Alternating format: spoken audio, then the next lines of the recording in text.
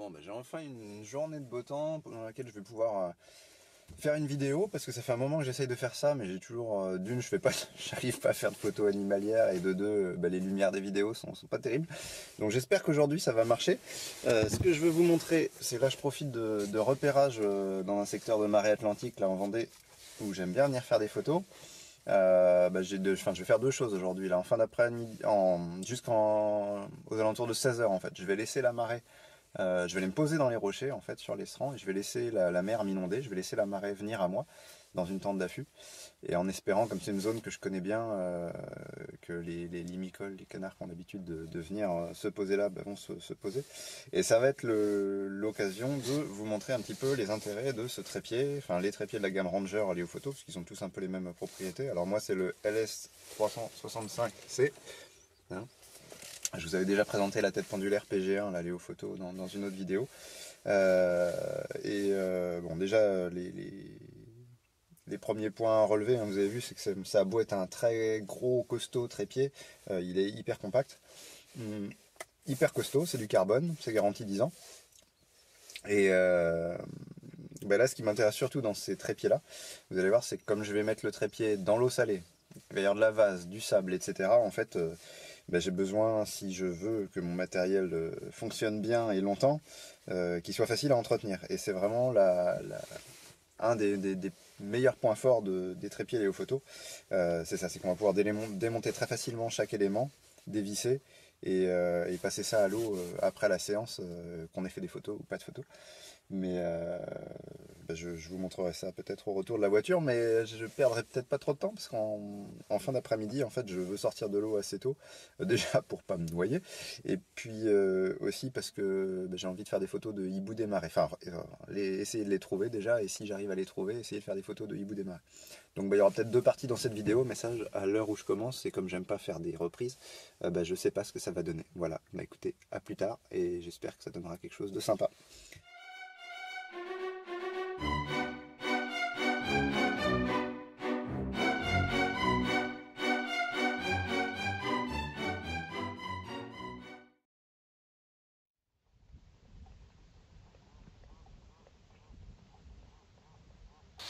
Bon, maintenant que je suis dans la tente, je vais prendre le relais avec la caméra de sport là. Alors je vous montre tout de suite un des points forts du trépied et de tout le matériel Léophoto en fait, hein, même sur la tête pendulaire. Je sais pas si vous voyez ici, là, on a ici, et il y a la même dans le trépied. On peut mettre ces petits accessoires, ce qui fait que je vais pouvoir filmer ce que je fais en ayant les mains libres sur le boîtier dès que j'aurai monté le bras magique.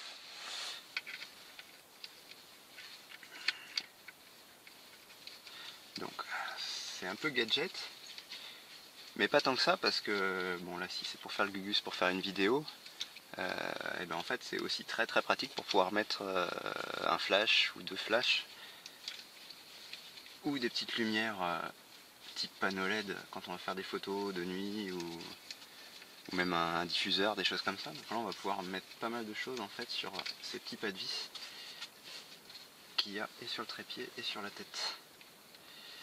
Tac. Voilà. Le petit bras est désormais réglé et je vais pouvoir mettre la tête dessus. En tout cas, j'ai attrapé chaud à monter tout ça. Je vous montre un peu les coulisses de l'installation. Donc vous voyez le petit bras magique, et là pour le coup j'ai préféré le fixer sur les pas de vis de la tête pendulaire PG1, et le trépied qui est, comme je le disais, tout bien dans la merde. Et ça va être ça, coton à nettoyer. Et pas tant que ça, puisque ça va se démonter comme il faut. Et puis ça, tout à l'heure, jusqu'au moins ici, hein, ce sera dans l'eau.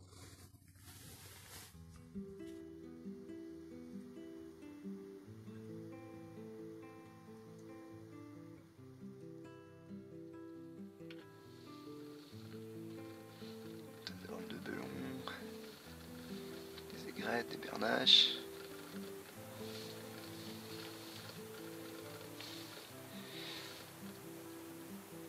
Deux espèces de courlis, courlis corlieux, courlis cendré.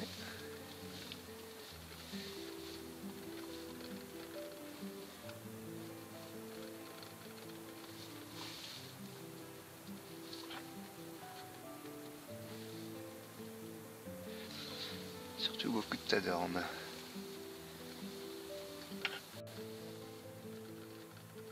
Ouais, sûrement beaucoup de petits limicoles aussi, mais alors là, à la distance où ça se passe pour l'instant, je ne vois rien.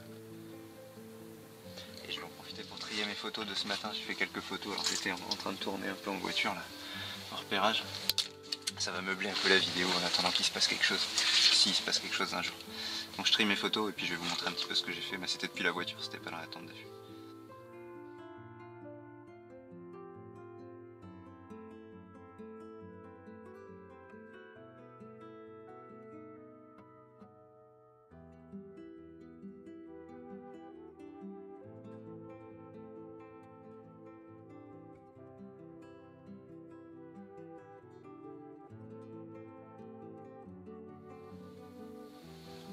C'est toujours au petit bonheur la chance quand on fait ça, parce que est-ce que les oiseaux vont venir pile à cet endroit-là, ou un peu plus loin, cachés derrière les rochers, mais en général il y a du monde là. Donc là, je vais pouvoir attendre que la mer monte en gros jusqu'à temps que j'ai les fesses, le siège de la tente d'affût dans l'eau, parce qu'après il faut que je puisse ranger tout le matériel dans le sac à dos pour pouvoir partir de manière un peu sécure. Et bon, si jamais ça donnait envie à d'autres d'essayer ce genre de choses là, il faut quand même être prudent, hein. Moi c'est des lieux ici que je connais maintenant depuis plus de 10 ans. Je sais que mon retour sur la terre ferme, il n'y a pas de piège, de bras d'eau qui pourrait me piéger. Donc faut vraiment assurer le coup si vous faites ça, hein. Il ne s'agit pas de se mettre en danger pour quelques images d'oiseaux, quoi. Là vous commencez à voir, mais la mer est en train de vraiment monter. Là c'est à chaque centimètre de hauteur, c'est peut-être 1 mètre de gagné à se rapprocher vraiment de la côte là. Et fatalement tous les oiseaux qui étaient dans la baie à marée basse vont être obligés de se rapprocher petit à petit.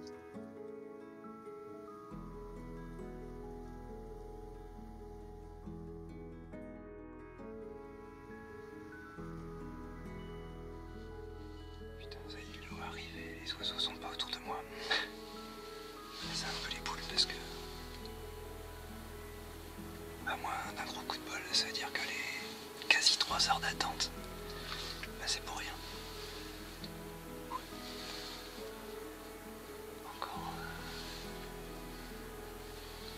Encore un quart d'heure, je pense. Un quart d'heure maximum. Il faudra que je remonte.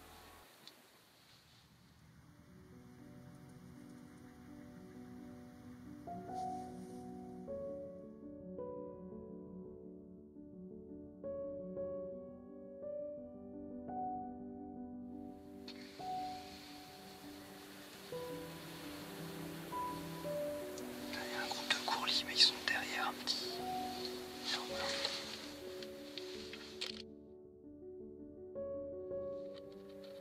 Ah putain, encore posé derrière.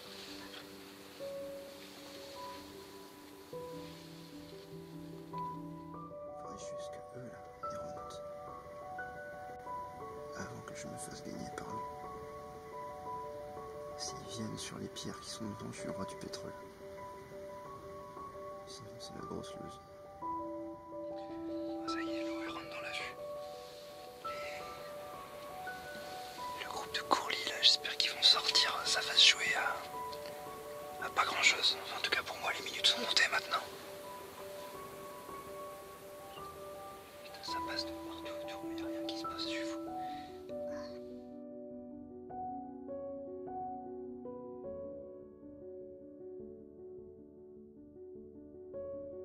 Ils sont juste derrière une petite pente, là il y a des rochers devant. J'ai fait le mauvais pari, je me suis dit que du coup j'allais certainement... Ah, ça y est, il y a des têtes qui dépassent.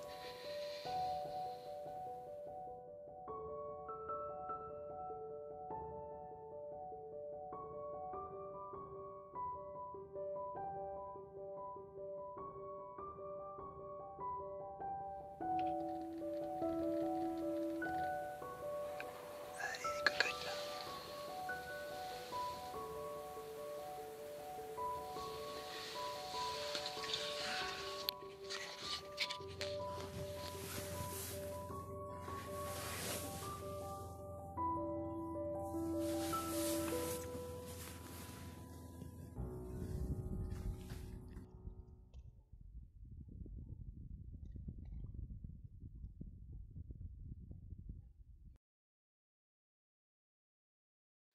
Comme souvent, c'était un peu chaud la sortie.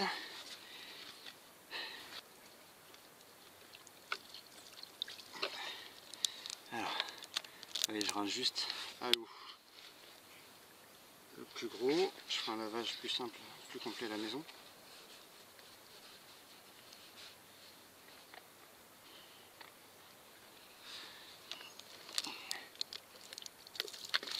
J'essaie d'enlever au moins le plus gros du sel.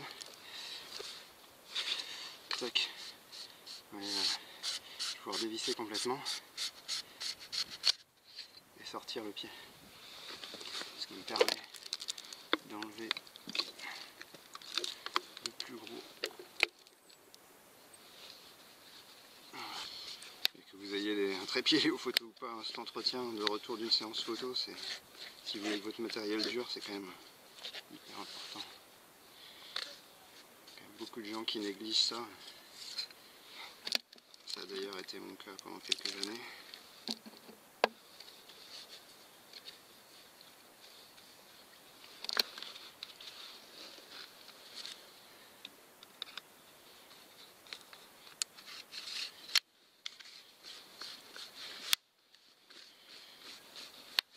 Voilà, quasiment comme neuf. Allez, on va au hibou. Au hibou. Espérons que je vais les trouver. Les résultats de la journée sont pas épais pour l'instant.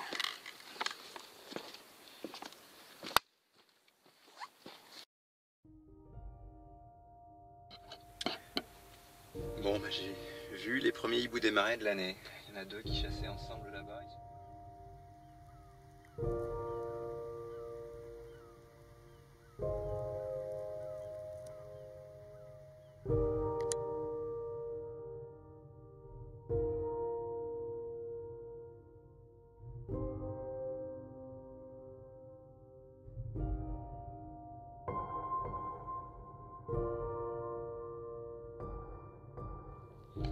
Un autre avantage du trépied, comme tous les trépieds qui n'ont pas de colonne centrale, c'est de pouvoir travailler au ras du sol.